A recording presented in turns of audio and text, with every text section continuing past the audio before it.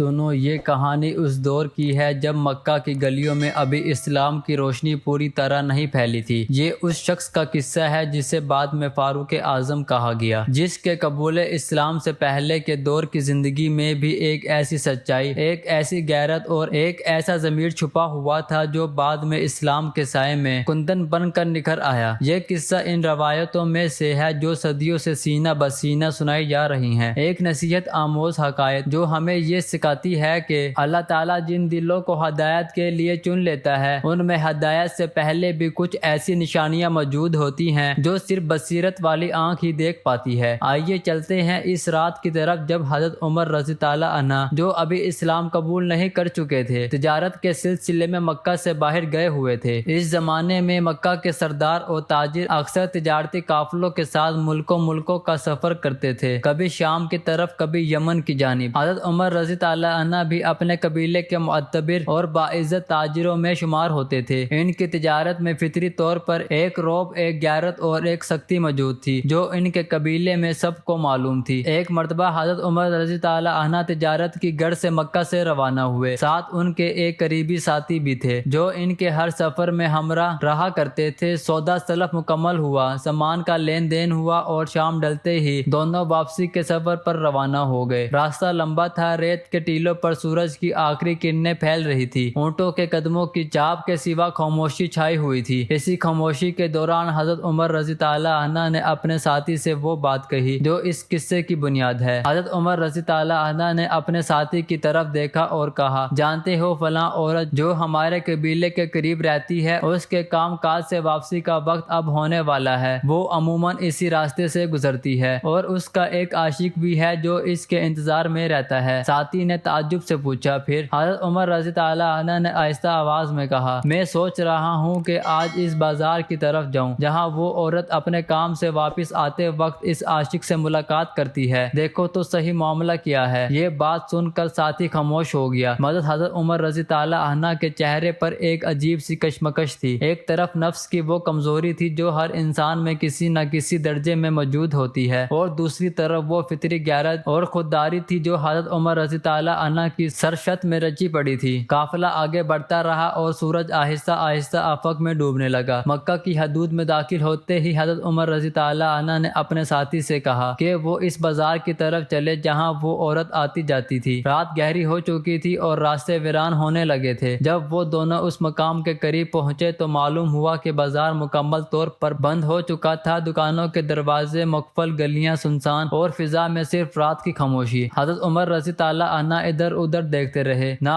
وہ عورت نظر آئی نہ اس کا مبینہ عاشق۔ سناٹا اتنا گہرا تھا کہ قدموں کی آواز بھی گونجتی محسوس ہوتی تھی۔ اب سفر کی تھکن، رات کی گہرائی اور بازار کی بندش نے مل کر یہ طے کر دیا کہ آگے بڑھنا ممکن نہیں۔ حضرت عمر رضی اللہ عنہ نے اپنے ساتھی سے کہا، لگتا ہے آج رات یہیں کسی سرائے میں قیام کرنا پڑے گا، صبح دیکھیں گے۔ چنانچہ دونوں نے قریب ہی ایک سرائے کا رخ کیا جہاں مسافر رات بسر کیا کرتے تھے۔ سرائے ایک سادہ سی عمارت تھی، مٹی کی موٹی دیواریں، لکڑی کے دروازے اور اندر چند کمرے جہاں دور دراز سے آنے والے مسافر، تاجر اور راہگیر رات گزارتے تھے۔ اس رات سرائے میں کچھ اور مسافر بھی ٹھہرے ہوئے تھے، جن میں ایک عیسائی راہب بھی شامل تھا جو اپنی عبادت اور تنہائی میں مگن رہنے والا ایک بزرگ شخص تھا۔ حضرت عمر رضی اللہ عنہ اور ان کے ساتھی نے اپنے اونٹ باندھے، سامان اتارا اور رات بھر آرام کے لیے ایک گوشے میں بستر لگا لیا۔ حضرت عمر رضی اللہ عنہ کے دل میں وہ ارادہ جو راستے میں پیدا ہوا تھا، بازار کی بندش اور رات کے حالات کے باعث خود بخود ٹھنڈا پڑ چکا تھا۔ وہ لیٹے اور نیند نے جلد ہی انہیں آ لیا۔ رات آہستہ آہستہ گزرتی رہی، سرائے کے اندر مسافر کی ہلکی سرگوشیاں، اونٹوں کی چگالی کی آواز اور دور کہیں جنگیروں کی صدا کے سوا کچھ نہ تھا۔ جیسی ہی فجر کی روشنی نمودار ہونے لگی، سرائے کے مسافر ایک ایک کر کے بیدار ہونے لگے۔ حضرت عمر رضی اللہ عنہ بھی اپنے ساتھی کے ساتھ اٹھے تاکہ سفر دوبارہ شروع کرے۔ اسی دوران وہ عیسائی راہب جو صبح سویرے سرائے کے صحن میں ٹہل رہا تھا، اس کی نظر حضرت عمر رضی اللہ عنہ پر پڑی۔ راہب نے حضرت عمر رضی اللہ عنہ کو غور سے دیکھا، ان کے قد و قامت کو، ان کے چہرے کے تاثرات کو، ان کی چال ڈھال کو۔ پھر وہ حضرت عمر رضی اللہ عنہ کے ساتھی کی طرف متوجہ ہوا اور اشارے سے حضرت عمر رضی اللہ عنہ کی طرف دیکھتے ہوئے پوچھا، یہ نوجوان کون ہے؟ اس کا تعلق کس قوم سے ہے؟ ساتھی نے جواب دیا، یہ قریش کے ایک معزز گھرانے سے ہیں۔ راہب نے کچھ دیر خاموشی سے حضرت عمر رضی اللہ عنہ کے چہرے کو دیکھا، جیسے وہ کسی گہری بات کو پرکھ رہا ہو۔ پھر اس نے وہ الفاظ کہے جو اس قصے کا مرکزی نقطہ ہے۔ راہب نے کہا، اگر یہ نوجوان اپنی قوم کا دین چھوڑ دے تو یہ زمین پر ایسا شخص بنے گا جس کی مثال کم ملے گی۔ میں اس کے چہرے میں وہ نشانیاں دیکھ رہا ہوں جو کسی معمولی انسان میں نہیں ہوتی، عزم، سختی اور ایک ایسا کردار جو بڑے بڑے کاموں کے لیے بنایا گیا ہے۔ یہ شخص اگر ہدایت پا لے تو تاریخ اسے یاد رکھے گی۔ یہ سن کر حضرت عمر رضی اللہ عنہ کا ساتھی حیران رہ گیا۔ اس نے یہ بات دل میں محفوظ کر لی اور بعد میں حضرت عمر رضی اللہ عنہ نے اسلام قبول کیا اور فاروق اعظم کے لقب سے یاد کیے جانے لگے تو یہ واقعہ لوگوں کو یاد آیا اور ایک نشانی کے طور پر بیان ہونے لگا۔ راہب کی وہ پیش گوئی جس طرح سچ ثابت ہوئی۔ اب ذرا رکیے اور اس قصے کو گہرائی سے سمجھیے۔ یہ واقعہ محض ایک سفری قصہ نہیں بلکہ اس میں انسانی نفس کی کشمکش، غیرت اور تقدیر کے کھیل کی جھلک نظر آتی ہے۔ پہلی بات، حضرت عمر رضی اللہ عنہ نے راستے میں جو ارادہ ظاہر کیا وہ نفس انسانی کی ایک عام کمزوری کی عکاسی کرتا ہے۔ ہر انسان کے دل میں کبھی نہ کبھی ایسے خیالات آتے ہیں جو اسے غلط راستے کی طرف کھینچتے ہیں۔ یہ کوئی انہونی بات نہیں۔ اسلام سے پہلے کا دور جاہلیت کہلاتا تھا، ایسا دور جس میں اخلاقی حدود بہت کمزور تھی اور معاشرتی برائیاں عام تھی۔ دوسری بات، اللہ تعالیٰ کی تقدیر نے کس طرح حالات کو موڑ دیا۔ بازار کا اچانک بند ہو جانا، رات کا گہرا ہونا، سرائے میں قیام کی مجبوری، یہ سب وہ اسباب تھے جنہوں نے حضرت عمر رضی اللہ عنہ کو اس ارادے سے روک دیا جو انہوں نے راستے میں ظاہر کیا تھا۔ یہاں یہ سبق ملتا ہے کہ بعض اوقات اللہ تعالیٰ اپنے بندوں کو حالات کے ذریعے ہی گناہ سے بچاتا ہے، چاہے ان کے دل میں نیت کچھ اور ہو۔ تیسری بات، عیسائی راہب کی نظر اور اس کی پیش گوئی، یہ اس بات کی علامت ہے کہ کچھ لوگوں کی بصیرت اتنی گہری ہوتی ہے کہ وہ ظاہری حالات سے ہٹ کر کسی شخص کے باطن میں چھپی صلاحیتوں کو بھانپ لیتے ہیں۔ راہب نے حضرت عمر رضی اللہ عنہ کے چہرے میں وہ عزم اور قوت دیکھی جو بعد میں اسلام کے سائے میں پروان چڑھ کر پوری امت کے لیے رحمت بن گئی۔ یہ سمجھنا ضروری ہے کہ حضرت عمر بن خطاب کون تھے۔ اسلام سے پہلے وہ قریش کے ایک رعبدار اور طاقتور فرد کے طور پر جانے جاتے تھے۔ ان کی شخصیت میں سختی، بہادری اور غیرت نمایاں تھی۔ ابتدا میں وہ اسلام کے سخت مخالف رہے، حتیٰ کہ نبی کریم صلی اللہ علیہ وسلم کے خلاف کئی مرتبہ سختی کا مظاہرہ بھی کیا، لیکن جب وہ ہدایت یافتہ ہوئے تو وہی سختی اور عزم اسلام کی خدمت میں تبدیل ہو گیا۔ وہ دوسرے خلیفہ راشد بنے اور ان کی دور خلافت کو اسلامی تاریخ میں عدل و انصاف، وسعت ملک اور نظم و ضبط کی بہترین مثال کے طور پر یاد کیا جاتا ہے۔ یہ قصہ جسے ہم آج بیان کر رہے ہیں